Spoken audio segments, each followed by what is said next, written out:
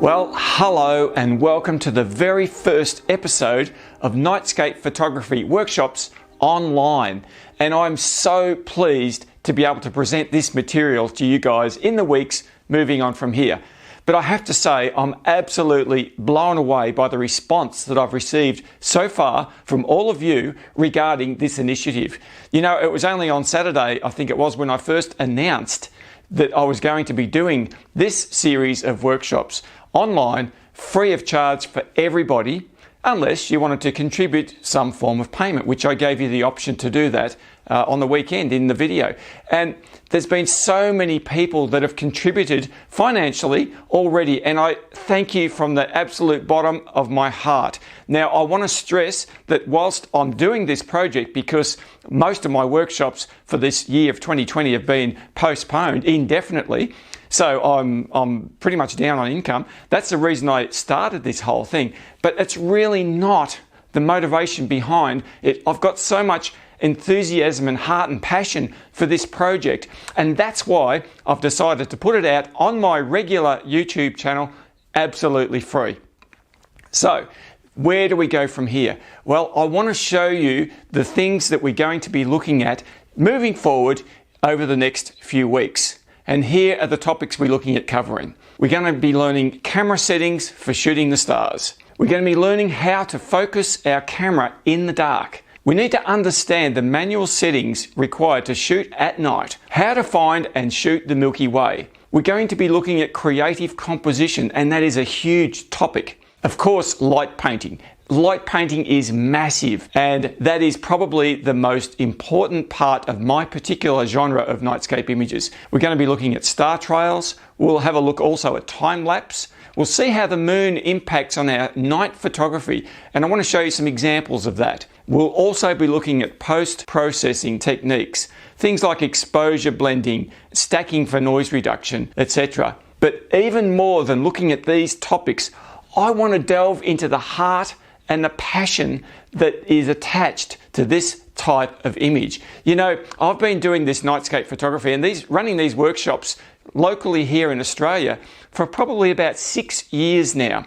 And it's a completely different dynamic when I've got a group of people, probably 5 or 6 people normally, and we can have that sort of interactive discussion and that feedback as we go through. Now, obviously, I can't do that here because there's just me speaking to a camera. But you know what? You can certainly become interactive in the comments section down below.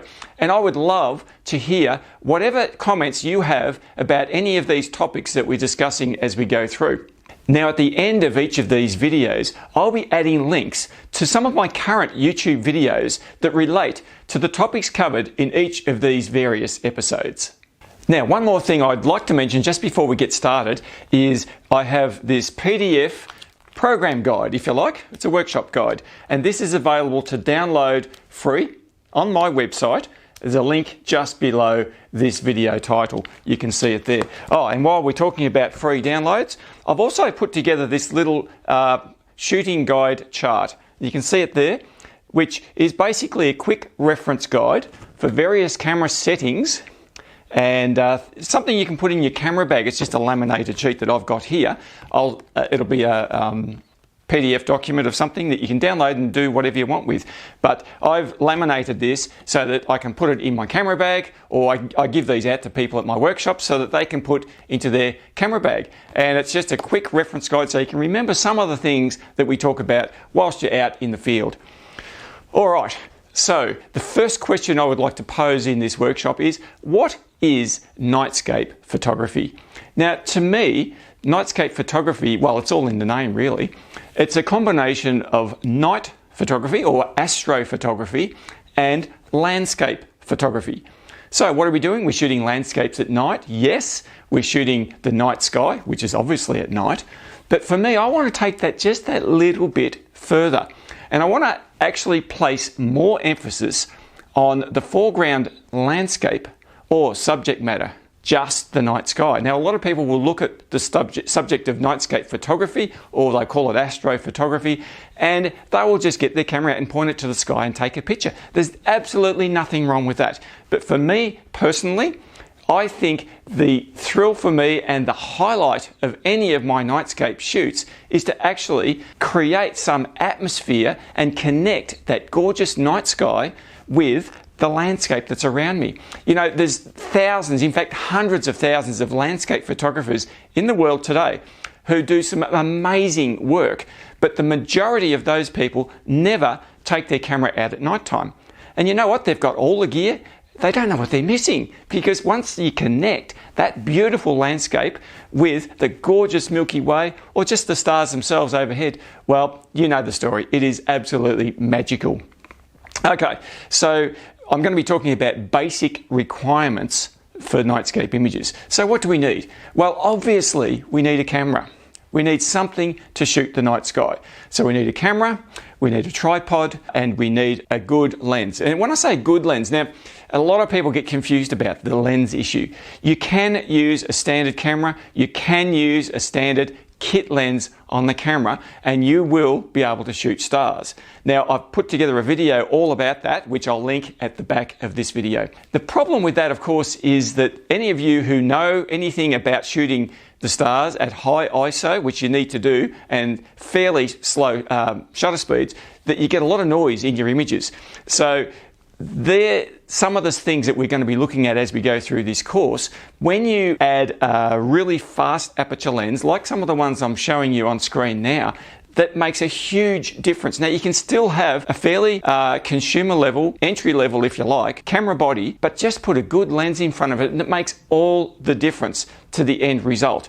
Now, there's a lot of techniques I'm going to be talking about when we get to the post-processing, talking about stacking images for noise reduction, and that helps immensely. Let me say, it is absolutely a fantastic thing, and there's some free software out there to help us do it. But as you know, I use the Nikon Z6. Here it is here. This is my Z6. Now, I've talked a lot about this camera. It's by no means an entry-level camera, but on the other hand, it's nowhere near the most expensive camera on the market. And before this, I was using the D750s. Now, I must apologise up front here. I am a Nikon shooter, so I'm going to show you my gear that I've got. But I'm equally aware that the majority of you people will be shooting Canon cameras, Sony cameras, Olympus, Panasonic, Pentax.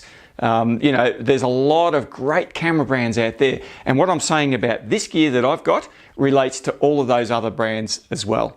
So this is a fast aperture lens, prime lens. I use mostly prime lenses, although I would suggest there's some fantastic zoom lenses out there at the wider end of the range. For example, 14 to 24, 16 to 35. In the Olympus brand, for example, there's a 7 to 14 f2.8. That's a fantastic lens as well. And the Canon crop sensor cameras, you put something like a Takina 11 to 16, Takina 11 to 20, Takina 14 to 20 f2. That is a beautiful lens. I actually own that lens for a Canon mount, and I know it works fantastically on entry-level cameras in the Canon range. Same with the Nikon. Fantastic lens. Now, before I go any further, I want to delve into a bit of a topic that a lot of people will just gloss over and say, oh no, that's not important. But I think it's very important, because I've had this discussion with hundreds of people. And you know, there's a lot of people out there that have major issues actually just getting into nightscape photography because they are hindered by a fear of the dark. It's built into us, have this tendency to not want to be outside because they're scared of just being in the dark. It's built into us from childhood. You know, we're scared, we've got to have the teddy bear in the cot with us from infant age. And you know, one of the things that I've worked out over the years is that there are so many things in this world to be scared of, but the dark is not one of them. It's beautiful out there. Once you sit under a gorgeous night sky for any length of time, you will realise that that is just so beautiful. But of course, there are practical things to consider, and I'm not trying to underestimate those things. For example, play it safe. Don't go to areas that are dangerous. Sometimes take people with you, and that is actually a fantastic way of alleviating fear of the dark. Just have someone with you. It doesn't matter where you are, there's always strength in numbers. Now, one of the other things that hinder our nightscape photography is actually that we don't know how to find a location to shoot. I mean, the sky's there all the time. But when we're talking about foregrounds and landscape objects, we sometimes fumble around in the dark because we don't actually know where to go. And I've done this myself, and I'm sure a lot of you guys have as well, where you drive in the car aimlessly looking for somewhere to shoot. And you might say, oh, I think there's a few trees over in that paddock. I want to line them up in the foreground of my shot.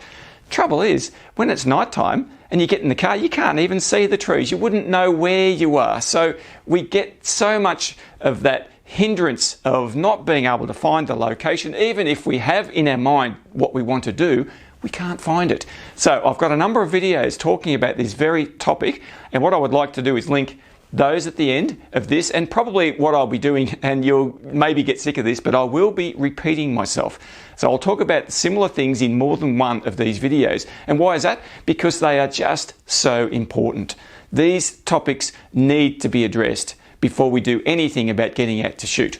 One of the other things is that we have inadequate equipment. Well, I've talked a little bit about that, but I think there's so many things. We have bad tripods, or we don't even own a tripod. So, and I've done this, so I understand what it's like. You try to balance your camera on a fence post or something, and you're clicking it, that's moving, and every time you touch the camera it wobbles. You know, inadequate equipment. Or having a tripod, but something that's just no good. In fact, a lot of people who have come to my workshops, my live workshops, have actually come via the supermarket on the way to the workshop and bought a tripod at Aldi or somewhere like that. And I've looked at the tripod and I just touch it and it moves around like this. And I've said to them, look, I'll tell you what, how about you borrow one of my tripods and just see how that goes?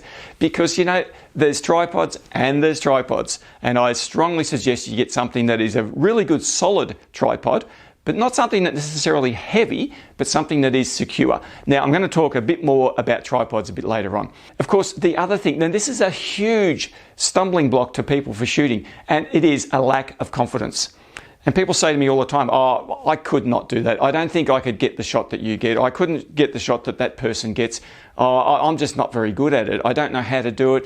You know, it's beyond me. I don't think I could understand. I can't remember any of those settings. Now, they keep making excuses after excuses after excuses. Now, let me tell you, that is totally within your control to be able to change that mindset. And my recommendation to you guys is to think positively. Think, I can do this. I don't know how to do it, but I can do it. Because if you think that way, you will eventually achieve your goals. You know, nightscape photography is very, very difficult. It is much more difficult than daytime photography. You know, the camera in the daytime does a lot of this stuff for us automatically. We put the camera into auto mode. Aperture priority, we put into shutter priority, we put into full auto mode, whatever it may be. But you know, auto ISO, all sorts of things that we do with our cameras during the daytime because there's plenty of light. No worries at all, it works. But you know what happens when we put our camera on full manual settings? Oh, hang on, I've never done that before. How do you do that? Well, thankfully you're watching this video because that's the whole gist of what we're talking about for the next, and you know, I don't know how many weeks this is going to go for, to be honest. I've got about 8 or 9 episodes planned, but it could go a little bit longer than that because I'm getting a bit carried away. I'm getting excited about this already. Just talking about nightscape photography gets me excited. Now, people who have come to my workshops, there's probably plenty of you watching this video now, you'll be laughing your heads off because you've heard all this before, and because I don't have you guys to bounce off, it's a little bit different. I'm just talking to the camera, but that's okay. All right, so let's move on. So I talked about cameras, I talked about lenses. We're going to be talking about the relationship between aperture, shutter speed and ISO. Now, you've heard about the exposure triangle. The exposure triangle is a common way of associating the 3 variables that determine the exposure of a photograph: aperture, shutter speed and ISO. We need to balance all 3 of these to achieve a desired result. An adjustment of one requires adjustments of at least one of the others to keep the exposure balanced. Now, I know all that sounds a little bit technical, and you know, this is, like I said to you before, I've got to try and keep the technical things to a simple formula. So what I've done, I like to keep things fairly visual. So I've cut up all of these circles. Now, these are my aperture circles. They're a bit like frisbees, you know, I could probably throw them around. This is an f1.4. f2.8, I've got an f5, then I've got an f8, I can't hold them all, so I've got an f8 and an f16. So these relate to aperture, obviously. Now, I know I could easily put a chart up on the screen, I probably will anyway, talking about the difference between various apertures. But I am going to visually demonstrate some things later on by using these cards, because I think the visual representation of these principles makes a whole lot more sense than me just sprouting off some technical terminology. So when it comes to the exposure triangle, look, I don't want you to get too confused about all of that stuff. Essentially, all it means is that you have aperture, shutter speed and ISO. Aperture is exactly this. It's how wide your lens will open up. So that's pretty obvious by these little diagrams that I've got here. Shutter speed, again, quite obvious. How long is my shutter open? How much light is allowed to come in? And that's the determining factor here. How much light comes in? The aperture controls the amount of light. The shutter speed also controls the amount of light. Now, the bottom line is the ISO. Now, ISO, in very simple layman's terms, is digital gain. So it doesn't do anything except boost the signal that's already inside the camera. The only two things that change the amount of light coming in is the aperture or the shutter speed. So that's why with most photography, you will find that the ISO is the last adjustment that you want to increase, and you only tend to increase the ISO when you absolutely have to. Now, I've got some bad news for you. To shoot effective nightscape photography, you have to increase the ISO. If you want those stars to show out in your photograph, you've got to have a high ISO. Now, I don't care what camera you shoot with. It can be the Z6 or it can be some other camera. It doesn't matter what it is. It doesn't matter if it's a crop sensor or a full frame or anything else. You're going to have to shoot with a very high ISO because we just can't get enough light in the time required. So that leads me to my next thing that I want to talk about. A lot of you talk to me and get confused about the 500 rule. Now, I'm sure a lot of you have heard about the 500 rule. It's a simple rule that talks about dividing the focal length of your lens into 500. Now, I've produced a chart, as you can see on the page here, talking about the 500 rule.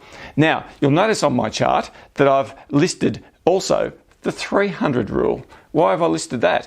Look, I hate the word rule, to be absolutely honest. I don't like using rules in photography.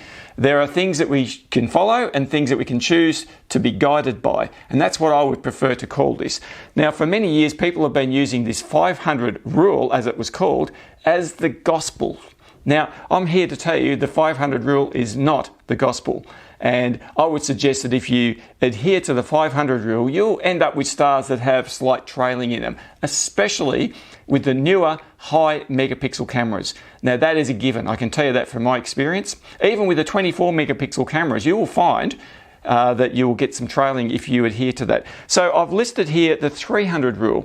Now, it's just a guide, but what it's doing is actually lowering the shutter speed for any given focal length lens. Now, you're going to ask me, well, why do you worry about that? Who cares? I'll just leave the shutter. Hang on. The Earth's rotating. Because the Earth is rotating, the stars appear to move across the sky.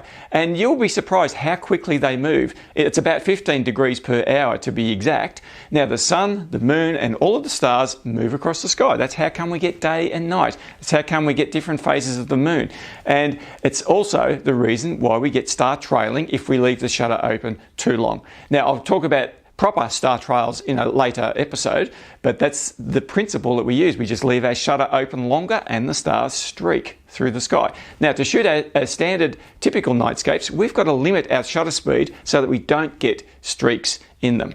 Now, that's a lot of stuff to cram into our head, and we haven't even shot anything yet. But you know, there's two really important things to consider before we even set foot outside. Okay, now before we go any further, I really have to apologise about my slippers. They're so comfortable, but it's freezing cold in here, and I thought, well, you guys won't mind. It's like as if you're in the lounge room. We're out in this environment all together. So I want to talk about two things that I can guarantee you that every person who attempts nightscape photography will struggle with. The first of those, and I've already mentioned it, is the tripod. the tripod. Now, you have to have a tripod to shoot nightscapes, but I can tell you I have seen so many people struggle once they get outside. So I want to show you here, we're in a nice smooth floor, well lit environment, so we can actually look at all of the adjustments on the tripod and get a bit of a handle on how it works. Now, I can guarantee you that a lot of people don't actually understand how their tripod works. First thing to consider is make sure that you understand how to adjust the legs. Now, you would be absolutely surprised how many people I see trying to shoot out there in the field with their tripod looking something like this. Now, hang on, this is even hard for me to happen. They'll get their tripod something like that and they're hanging onto it like this. Now, and I might say to them, well, why are you hanging onto the tripod like that? They're saying, oh, well, if I let go of it, the whole thing will fall over. Yeah, sure, it's going to fall over, but why is it like that? Now, the reason people do this, you're going to laugh at me, but the thing is, when we get outside in the dark, we start to lose all common sense. We lose our sense of balance, we lose our sense of direction, and we lose our sense of the things that we tried to work on inside, and we thought, no worries inside, but as soon as we get outside, there's problems. So, what I would suggest you do is just get your tripods level. I mean, there's nothing wrong. Sometimes when you get outside, you will have uneven ground. I get that. And that's the reason why we have all these adjustments on the tripods. So the thing is, we've got to make sure before we even go outside that we get these things sorted out. Now, a few of the other things that people will struggle with, let me show you. Sometimes there's, this is a ball head, by the way. Let me just show you the ball head. This is a quick release plate that I have on all of my cameras, a Manfrotto quick release. And a lot of you will be using Arca Swiss. Doesn't matter. It doesn't matter what type of quick release you have. Now, this is mounted on a ball head. So you can see this arrangement here. That is a ball head. And different people have different types of these. And I'm not going to go into what's better or what's worse. You will probably already know that because you're in the market for these things. You can go into your camera shop, you can look at them, you can buy them online, wherever it is. But the point I'm trying to make here is there are so many things to consider. Now, firstly, if you have a look at this particular one that I'm using, it only has 2 adjustments. It's got this one here. Let me put the camera back on and show you this. So, it has this one here, and if I undo that, the camera will wobble in all directions. Now that's good because I can do lateral movement or I can do up and down movement. That's the whole purpose of it. Then we have this one here, and that just lets me rotate the ball head. Now there's plenty of ball heads on the market by lots of different manufacturers, and they actually have more than 2 adjustments. Now the reason they have a 3rd adjustment generally is for drag. So you can lever that off a little bit, and when you do this, the camera won't fall. I get that. I've never had great success with 3 adjustments on my tripods. I don't like it because out there in the dark, when as I said, when your sensors are starting to go haywire, you'll typically reach for the wrong one. And then suddenly you miss time things and you get frustrated. And when you get frustrated, that's when mistakes creep in. So let's continue on. So we already worked this out. Now let me show you something that a lot of people struggle with, and that is this. Cameras are designed to be right-handed. Let me just show you this. They have a handle and a grip on the right-hand side, not the left-hand side. Doesn't matter what camera brand you've got. They are all made to go right-handed. So when you put your, let me just adjust this and we'll have a look. When you put your camera on your tripod, let's just say we put it on there like that, stick it on the top, and our adjustment knob, our major adjustment knob, is on the right hand side of our camera. Have a look at that. You can see it's on the right hand side of the tripod. Now, what are we going to do? If we want to make an adjustment to this knob, we either reach right around like that, which is really, really awkward to do, or we let go of the camera here, we hold the lens, and we adjust the camera like this.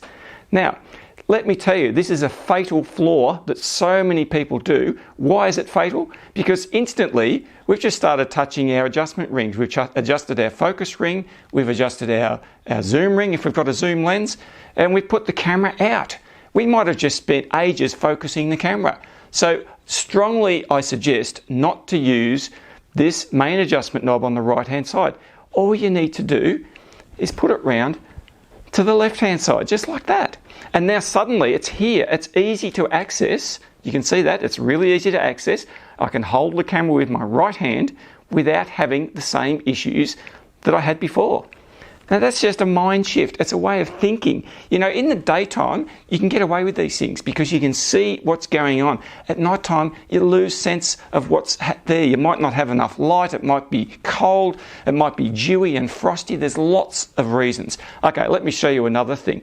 Sometimes there are all sorts of adjustments on your tripod that might be loose when you get out there. So for example, look at that. That's just because this center column is fractionally loose. Now it wobbles around like crazy. If I'm trying to take a picture, there's no way knowing I'm going to get good results with a tripod that looks like that. So just make sure it's tightened up. Now my strong suggestion is to do all of this while you're still indoors in good light on a good flat, hard surface like this. And you will find you will get far better results. So my takeaway about tripods is practice inside. Have a good look at your gear, work out where all the things need to be tightened up, work out how to adjust the legs, because the legs are really important when it comes to shooting out there. Most of the time when I shoot my nightscapes, I don't have my tripod extended all the way up to the top. Now this is a major difference to what a lot of people will shoot, and it's not great for my knees and my ankles, therefore why I've got my little chair here, but it does make a difference, and I'm going to talk about that later on when we talk about creative composition. Nevertheless, I would strongly suggest you work on how to adjust your tripod legs. You'll notice with my tripod here, by the way, this is a Sarui W2204. Yeah, I got that right. Carbon fiber tripod. It's fantastic. It's a really, really good tripod, but there's plenty of good tripods out there. Benro makes some great ones. Manfrotto make great ones. It just depends on what your budget is and what you particularly like. By the way, this ball head I'm using is not a Sarui ball head. I actually bought it on eBay years ago, and it is still a fantastic ball head. I think it only cost me about $40 or something like that. So you don't have to spend a fortune on this gear. Don't listen to people that say you have to buy the top notch of every single item. Yeah, you need a good tripod, no doubt about that, but you don't have to buy the most expensive that's on the market. All right, now you'll notice the other thing here before I finish on tripods, I don't have a center column in my tripod. Now, this particular tripod comes with a center column, but I took it out. Why is that? Well, so I can get right down low to the ground. Now just have a look at this. I just make an adjustments with the legs, and Bob's your uncle, I am right down, as far down as you could possibly get with the tripod. Now have a look at that. That's awesome. I can get shots, really creative angles on my images, and it works a treat, let me tell you. So, I don't want to labour the point, but I want to make it because it's really important. Tripods are major problems for a lot of people, and I don't want you to be one of those people.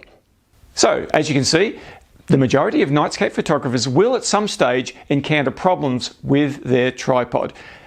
I mentioned there was two areas. The second area that nearly everybody has trouble with is actually focusing on stars. I want to run you through a couple of techniques. So what I feel to be the most accurate way of focusing to get sharp stars is to use the live view screen on the back of our cameras. Now, nearly all cameras now have the ability to see a live view screen. So what I've done, I've set up inside here the vase of flowers just on the edge of the bench over here. I'm going to show you using the live view method here on this camera exactly how to go about doing that. So first things first, we enable the live view screen, and you'll see that there are buttons on the back of the camera here. On this Nikon, they're plus and minus. Now when you press the plus button, it actually zooms in digitally. This has nothing to do with zooming the zoom ring on the camera. So I'm zooming in and using that D ring here. You might have a joystick on your camera, and all I then do is turn the focus ring on the front of the camera, and you can see now that that vase comes into focus. So when I press the minus buttons, take it back out to full screen view, there we have the vase in perfect focus. Now I'm in manual focus on the camera. I've locked that down. I've locked all the other settings. All I'm adjusting here is the focus ring.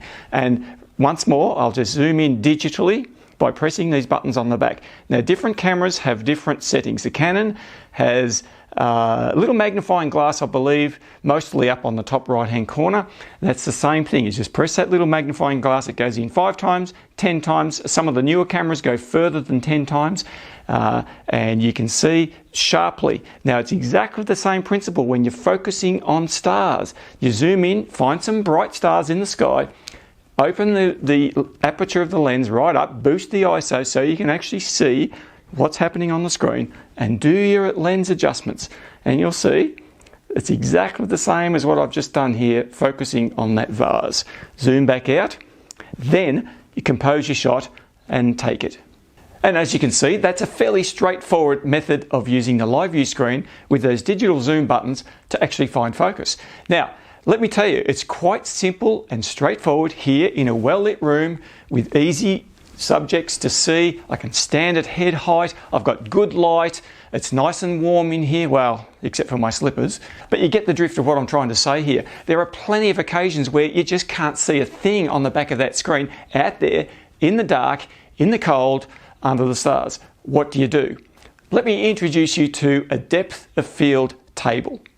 So what we will find, we log onto our computer, head to the PhotoPills website. And one of their calculators here is called a depth of field table. You can see it here. Now, what I'm going to do is show you some examples in a minute, but before I do that, I want to explain to you exactly what I perceive infinity focus to be. For some of you, I've got some really bad news, and for others of you, you'll think this is great news. And that news is this: photography in general is based wholly and solely around mathematics. Oh no! Some of you are saying, I hate maths, I never did well at that at school. Well, the good thing is that somebody else has done all the formulas for us. They've worked out all the combinations, they've worked out all the science. All we need to do is actually bundle all of the work that they have done and put it into a package so that we can understand the things that we need to understand. We don't need to know every single thing, but some of that science helps us greatly. That relates a lot to infinity focus as well. So what exactly is infinity focus? Now, I've got a pretty simple definition, and that is for every camera and lens combination, there is a point somewhere out there that if you focus on that point, everything beyond that is in focus. That is infinity focus, and it varies and changes with every lens and every camera. So let's just have a look and see exactly how this chart works. Let's punch in a camera. So we've got a Canon 7D, 70D, 80D, 90D. They're all the same. This is a Canon crop sensor camera with a kit lens, 18mm focal length. Now you'll know that they begin at f3.5 at 18mm. So we'll set this at f3.5. That's along the top here. And you can see as we have a look on the left-hand bar, we've got a subject distance in meters. So I've set our units up here in meters. You can set that to feet if you'd prefer. Now, to find our infinity focus point, all we do is scroll down here until we see the little infinity sideways figure 8. Now, you can see here quite incredibly that with that camera and that lens, they're telling us that infinity is at 5 meter distance from the camera. So the theory here is telling us that at 5 meters away from the camera, we focus on something, we have infinity. In other words, everything beyond that is in focus. That's pretty incredible. Let's have a look at something else. Let's go to a different camera. So, okay, let's see, what have we got? Nikon, let's go to a Nikon full frame camera. It's like a D750 or a D800, D850. And let's put a 20mm focal length in there. All right, now 20mm focal length, let's set the aperture to f2.8. You can see that's set right there. Again, subject distance in meters. So as we go down, we will find that once again, oh, there it is, exactly the same, 5 meters distance with a 20mm focal length, we will have infinity focus. Now, I know some of you are thinking, I'm not too sure about that. Let me say that it is a scientific proven fact. It's all to do with lenses, cameras, and apertures, focal lengths, and all those scientific things that are way above my understanding. but it's not something I have worked out. This is a scientific proven fact. The other thing I'd like to say is this is not hyperfocal focusing. Hyperfocal focusing is often used in landscape photography to get a decent foreground and a decent background image, but it is not acceptable sharpness for nightscape images, so I totally discount using hyperfocal distancing. But this is simply a depth of field table. Let's have a look at another example with a full frame camera. And by the way, these full frame cameras are the same for Nikon, Canon, Sony, or any other full frame camera because they have the same sensor size. Let's put in a 14mm lens. Now we know that there's a lot of 14mm lenses around at f2.8 to suit these cameras. So let's just go and see what the distance here is. And incredibly, that's 2.5 meters distance. So 2.5 meters is just 2.5 long steps from the camera. The theory here is telling us that is infinity focus.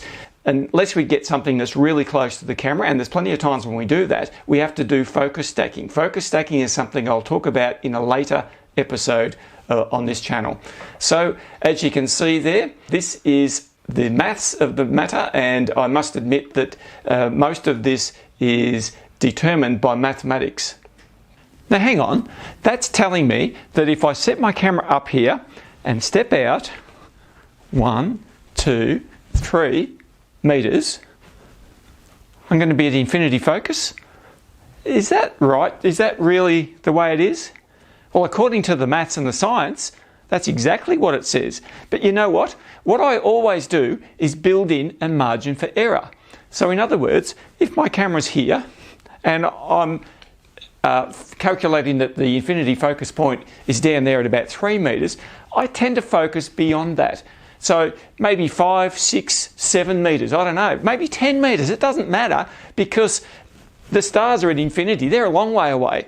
If I focus on something 10 meters away, I'm fine. I know I'm going to be fine.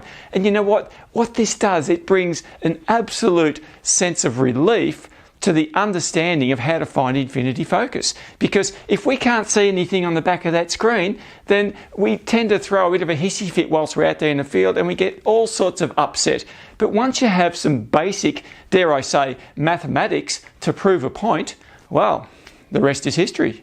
Now, just before we get too carried away with all of this, I want to let you know that all of this depends on how good our eyes are at being able to find focus. Whether it's on stars at infinity or a fence post that's 10 meters away or the side of a building, it doesn't matter. It all comes down to how good we can actually see that little screen and adjust the focus ring to suit. And that is where the rubber hits the road. Now, I do have another video which goes into more detail on that, which I'll link at the end of this episode. And one of the other things I like to do at my workshops, and I'll do it here as well, is to just inspire you with some images. And I'll be putting images up on the screen from time to time, like these ones, just to give you a little bit of creative energy and to get your creative juices flowing, because we're going to be looking at all sorts of different images, nightscape images, in each episode from here on. And that's about all we have for this first installment of Nightscape Photography Workshops Online. Now make sure you check out all the related videos at the end, linked at the back, and you can go through those in your own time and leisure. But it doesn't end there. If you click on the link just below the title of this video, you'll see that I've attached some raw files for you to play with and edit yourself. Now that's a bonus. While you're there, make sure you also download the free PDF workshop guide. And if you're really keen, you can send me a few dollars via the PayPal link provided. So, thanks again for tuning in, and I'll see you next week.